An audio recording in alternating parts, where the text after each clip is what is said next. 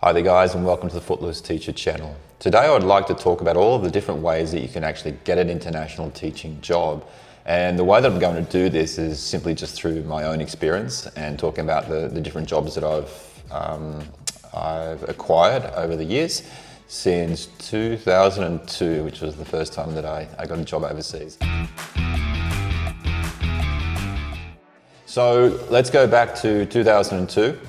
And I'd first heard about international teaching, and I was actually on a holiday in the Philippines. And I heard about a school that was at this, in this city, which was up in the mountains, a place called Baguio City. I heard about a school that was up there, so I just called in. I wanted to say hi, I wanted to sort of visit an international school. I met the principal, gave him my resume, and he said, "Nice to meet you, but we don't have any jobs for you at the moment." So I was looking for economics and business teaching jobs. And that was it, but it was nice to see the school and to make a contact.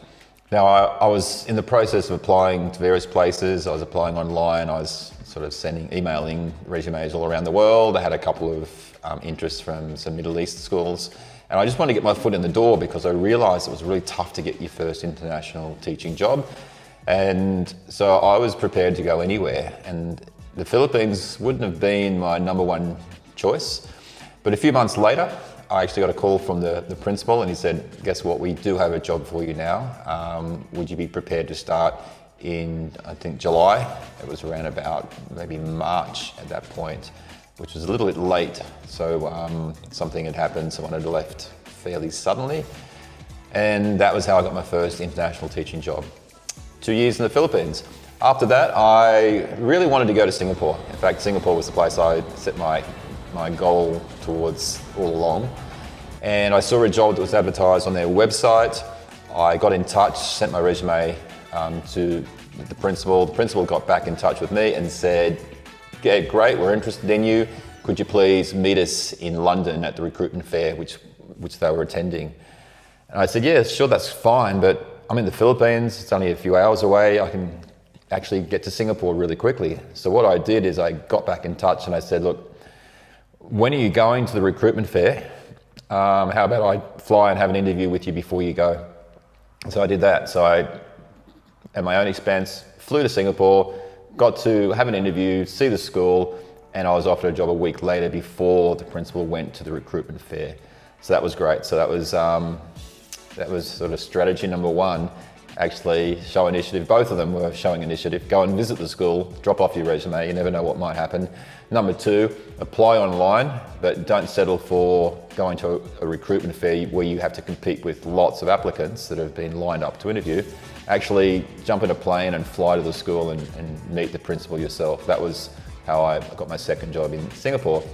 Now, the third job was in China, in Nanjing, and that simply came through a contact that I made while working in the Philippines.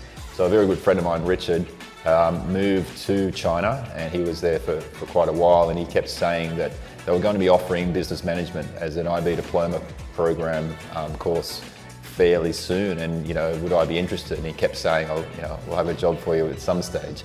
And then that did actually happen. The principal or the head of school they flew me to Nanjing in China, put me up at a 5-star hotel. I interviewed the day after arriving, and I was offered the job almost on the spot, which was amazing. So I got to tour the school, tour the apartments where teachers were living, meet a few people, and that was great. And before I left, though, I had to explain to the head of school that I wanted to bring my then girlfriend with me.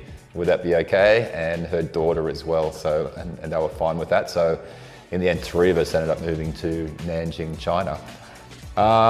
After that, we really wanted to head to Hong Kong. And this was my first experience of recruitment fairs.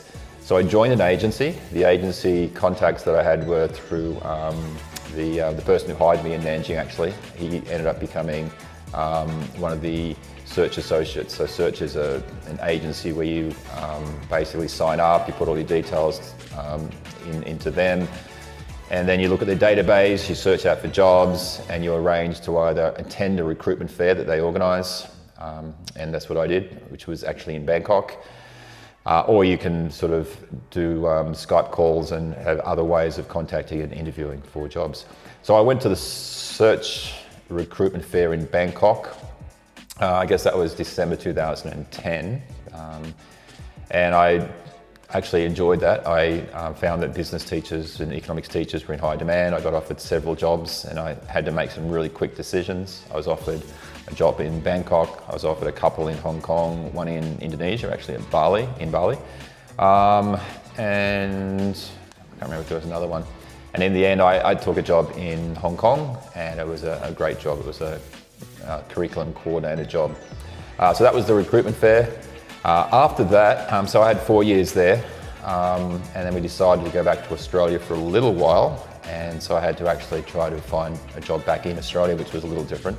So that was mainly through applying online, sending resumes, attending interviews. It was a fairly standard way that I got that job that I ended up having in Australia. Actually, I was working in Brisbane and then I moved to the Gold Coast for a little while. But after 18 months, or a little bit less than that, we decided that we wanted to get back to Asia, that Australia wasn't quite working out the way we had hoped. And we decided to head back, and then I got back in touch with the agency, Search Associates, and rather than going to a recruitment fair, I simply did some Zoom interviews and got a job in Singapore, which was actually due to start in January, which is unusual for international teaching, because international teaching is mainly in the Northern Hemisphere, in which case the calendar goes typically from kind of August to June. So I was thinking of heading over in June, July, August, and this job came up for a January start, so we jumped at that. So that was another way that I got a job, was through the agency, but not through a recruitment fair, actually just through Skype interviews.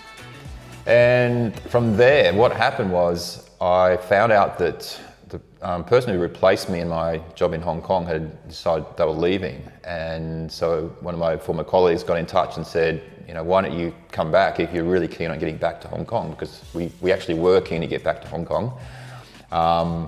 It was just my wife and I now, so there was just the two of us, and we thought, yeah, we'll go back to Hong Kong. So I interviewed again. I was actually in Thailand on a holiday, did the Zoom interview again, and then a couple of weeks later was offered a job. So I was back, not quite in the same job, but in the same school. So that was in Hong Kong. And of course, COVID kind of messed things up. So by now we're getting towards, well, obviously 2020. And things weren't great in Hong Kong. We didn't know how things were going to settle down, and we decided we would head off somewhere else after another 4 years. So that was 2 stints of 4 years in Hong Kong, so 8 years in total. And this time it was, I signed up for the agencies. I didn't quite have the jobs lined up with the previous agency, but I'd signed up for 3 different agencies this time. And again, it came down to like Zoom interviews, and I was applying for jobs in Malaysia, as well as I think Singapore again. And then a job came up in Bangkok. So that was through, kind of through an agency, but I really kind of just saw the jobs advertised online, and there were actually 3 jobs that I applied for. And there were so many applicants that I later found out that they didn't even really see 2 of my applications. And then I think something that stood out was someone on my reference list, and there were some contacts, there were shared contacts between the school I was applying to and the school I just was leaving.